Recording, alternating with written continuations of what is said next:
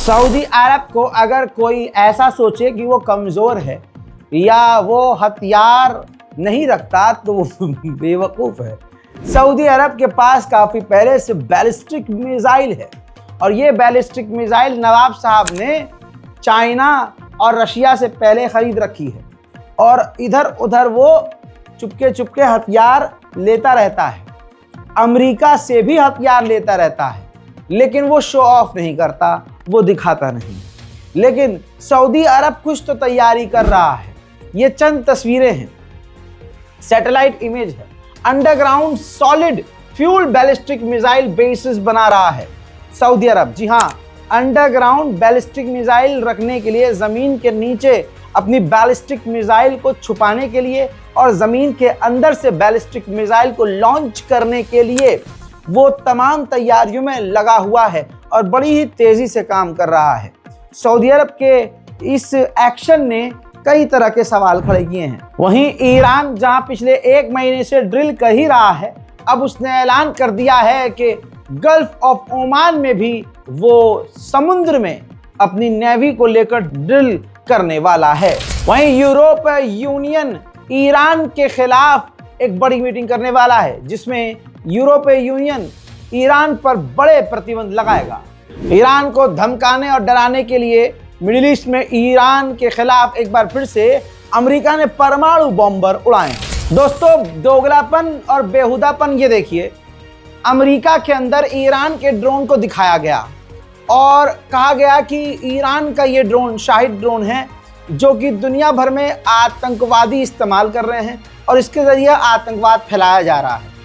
और यही गधे के पिछवाड़े ये अमेरिका और अमेरिका वाले और इनके ड्रोन 45,000 फिलिस्तीनियों को कत्ल कर चुके हैं और इनके ड्रोन्स के ज़रिए मासूमों को मारा गया है, चाहे इराक हो चाहे अफगानिस्तान हो। अब इसके बाद ईरान ने मुंहतोड़ जवाब दिया है। ईरान ने ऑफिशियली उसी ड्रोन, शाहिद ड्रोन को Iran mission to UN New York official page से शाहिद ड्रोन को शेयर किया और कहा कि कोई भी दुनिया का देश आकर बड़े आराम से हमारे इस ड्रोन को खरीद सकता है अगर वो किसी और देश पर हमला ना करे तो। वहीं मेरे दोस्तों, ईरान बड़ी तेज़ी से मजबूत हो ही चुका है। हर दिन ईरान कुछ न कुछ हफ्ते भर में ऐसी चीज़ें दिखा देता है कि हम आप तो छोड़िए, अमेरिका इजराइल भी चकड़िया जाते हैं। अब ईरान ने एक ऐसा मिसाइल सिस्टम दिखाया है जो कि सिविलियन ट्रक, यानी अगर इस ट्रक को बंद कर दिया जाए तो कोई पहचान नहीं सकता कि इस ट्रक के अंदर जा क्या रहा है और हमारे घर के आगे से ये ट्रक निकल जाएगा, हमको पता भी नहीं चलेगा कि इतनी बड़ी मिसाइल चली गई। जी हाँ, ये ट्रक बड़े आराम से कहीं भी जा सकता है और इस ट्रक को चारों तरफ से खोल के इसके अंदर से मिसाइल को तैनात करके, जो इसके अंदर से ऑटोमेटिकली ऊपर की तरफ निकलती है और लॉक टारगेट को करती है और लॉन्च हो सकती है सिर्फ इसी सिविलियन ट्रक से, जो कि ईरान को और मजबूत कर रही है। वहीं ईरान के जनरल सलामी ने कहा है कि ईरान पूरी तरह से तैयार है। ईरान की तैयारी पूरी है किसी भी हमले का सामना करने के लिए और पलटकर जवाब देने के लिए। उधर ईरान की वॉरशिप युद्धपोत मलेशिया पहुंचे हैं आधिकारिक तौर पर और मलेशिया से इस वक्त ईरान की चल रही है मीटिंग। कई ऐसे मुस्लिम देशों का नाम आ रहा है जो अंदर ही अंदर अब ईरान के साथ हो गए हैं। उधर ईरान की ताकत ने दुनिया को हैरान कर दिया है। ईरान हर मौसम में अब लड़ने के लिए तैयार है। ईरान की मिलिट्री काफ़ी एडवांस हो चुकी है और ईरान इस वक्त काफ़ी मजबूती अपनी सेना की दिखा रहा है। दोस्तों, आपको भी ये देखना चाहिए।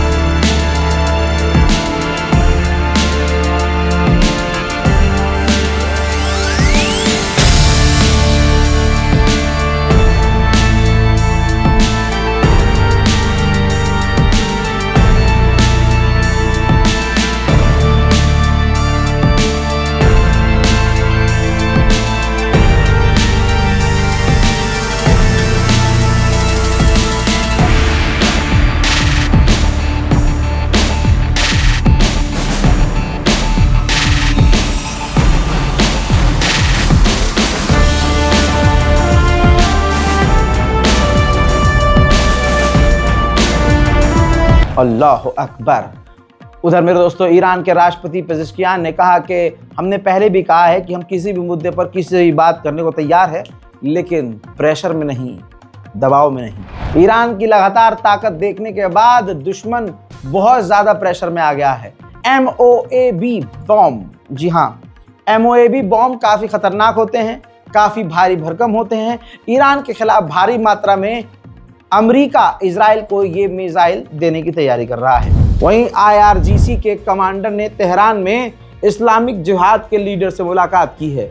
इस तस्वीर ने और अमेरिका इजराइल को परेशान किया है और कई तरह के सवाल खड़े किए हैं कि कहीं कुछ नया प्लान तो नहीं किया जा रहा है। उधर ईरान के पार्लियामेंट के स्पीकर पहुंचे थे अजरबैजान, जिनका स्वागत खुद अजरबैजान के राष्ट्रपति इल्हाम अलीयव ने किया। इस वक्त अजरबैजान और ईरान अपने रिश्तों को सुधारने में लगे हैं। IRGC के ऑफिशियल ने कहा कि इजराइल अमेरिका के बिना खत्म हो जाएगा और इस वक्त खुद अमेरिका के हालात काफ़ी ख़राब हैं। वहीं ईरान अपनी राजधानी तेहरान को बदलने वाला है, राजधानी बदलने वाला है।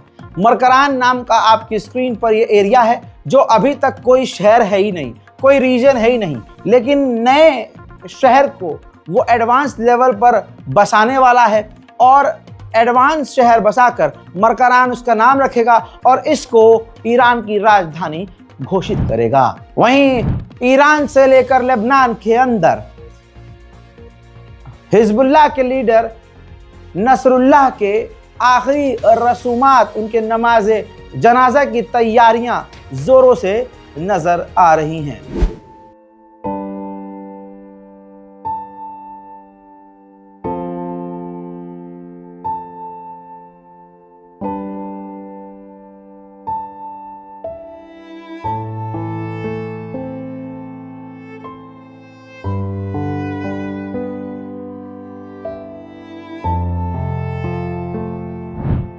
कहा जा रहा है कि ईरान के विदेश मंत्री खुद लेबनान नसरुल्लाह के नमाज जनाजा में शामिल होने के लिए आएंगे।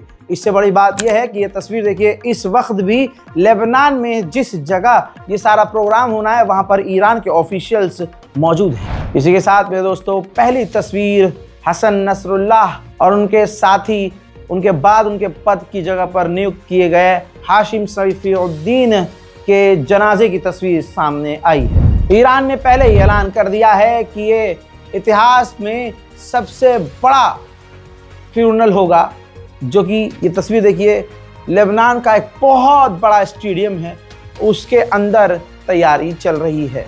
वहीं मेरे दोस्तों बहरैन में भी नसरुल्लाह के समर्थन में प्रदर्शन हो रहे हैं।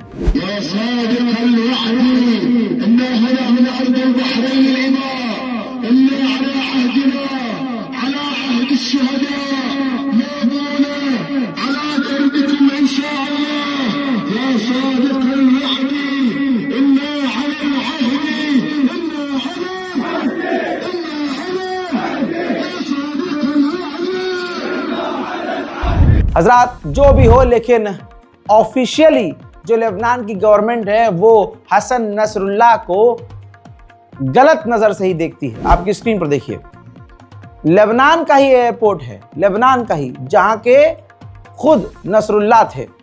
आपको बता दूं कि वहाँ सिक्योरिटी ने महिला के हाथ में जो नसरुल्लाह का फ़ोटो था उसको हटवा दिया, मतलब उसको रखने को कहा और एक तरह से नसरुल्लाह के खिलाफ बयानबाजी की, जिसके बाद नसरुल्लाह की समर्थक महिला ने पूरा एयरपोर्ट हिला डाला।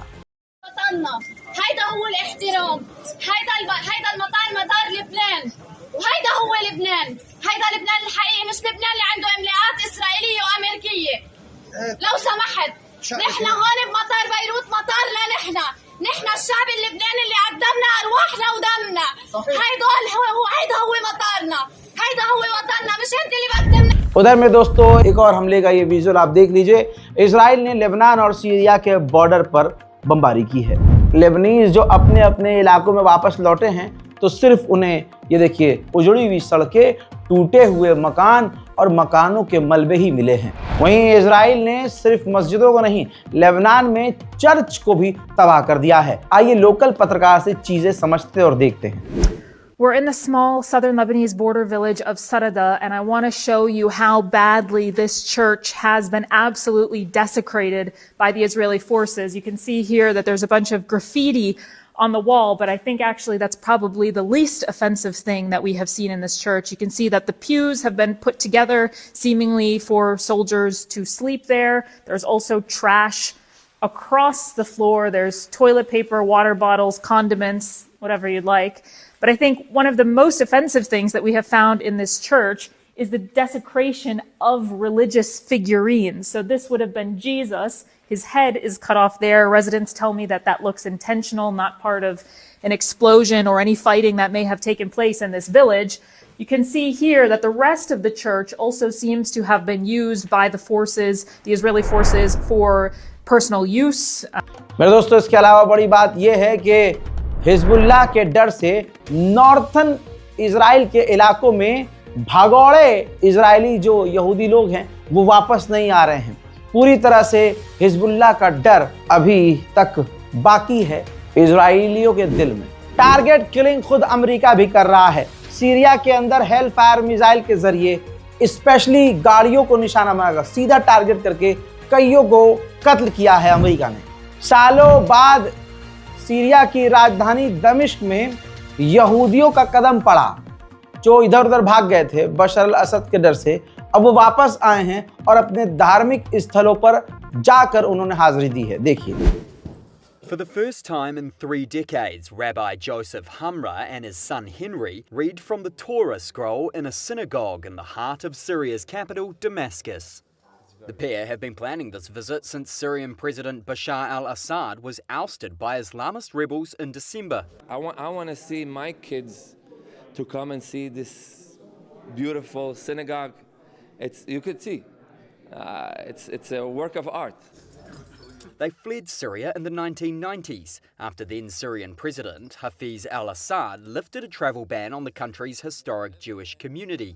All but a few thousand Jews left Syria after facing decades of restrictions, including on... जोलानी सरकार बिल्कुल ISIS की तरह है, याद रखिएगा। जब दाइश आया था शुरू में तो आपने ये नोटिस किया होगा, मैंने तो खुद नोटिस किया, मेरे अड़ोस पड़ोस के जो दूसरे मुसलमान थे वो बड़े खुश हुए थे कि अब शियों को काटा जाएगा, ये हैं असली मुसलमान, ये हैं अल्लाह वाले।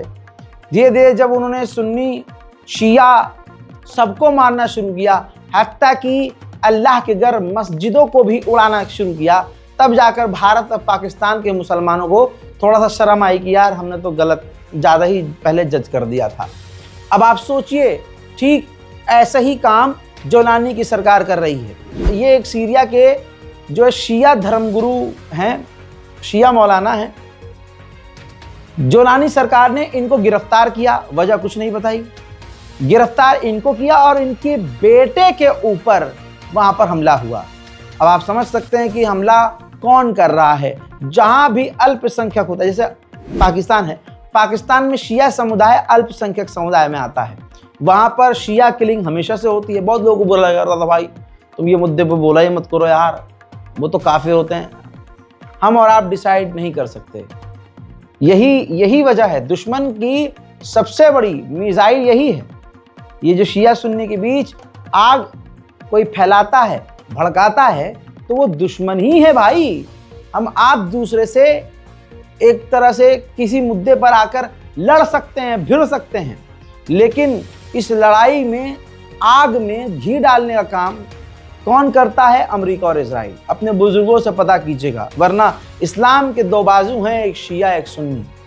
अगर ये दोनों साथ काम करें तो दुश्मन हमारे सामने टिक नहीं सकता, लेकिन अगर एक ही लड़ता रहे और यही हाथ इसको मारता रहे तो दुश्मन तो वहीं जीत जाएगा। लेकिन अफसोस, मैं 4 दिन का लड़का इतनी आसान और सिंपल बात समझ गया, लेकिन मिंबर पे बैठने वाले कुछ उलमा और कट्टरवादी कुछ गंदे सोच के लोग इस चीज़ को नहीं समझ पाए। सीरिया के लिए एक राहत भरी खबर यह आ रही है कि जो यूरोपीय यूनियन है अब वो तैयारी कर रहा है कि बहुत जल्द सीरिया पर लगे हुए प्रतिबंधों को हटा दिया जाएगा। उधर जोलानी ने चाइना के एम्बेसडर से भी सीरिया के अंदर मुलाकात की है। चाइना का इंटरेस्ट इस वक्त सीरिया के अंदर भी नजर आ रहा है। मिडिल ईस्ट रिपोर्ट में फिलहाल के लिए इतना ही। इससे पहले भी एक अपडेट मैंने आपको दिया है, उसको भी जाइए देखिए और अपनी दुआओं में हमें याद रखिए। जय हिंद।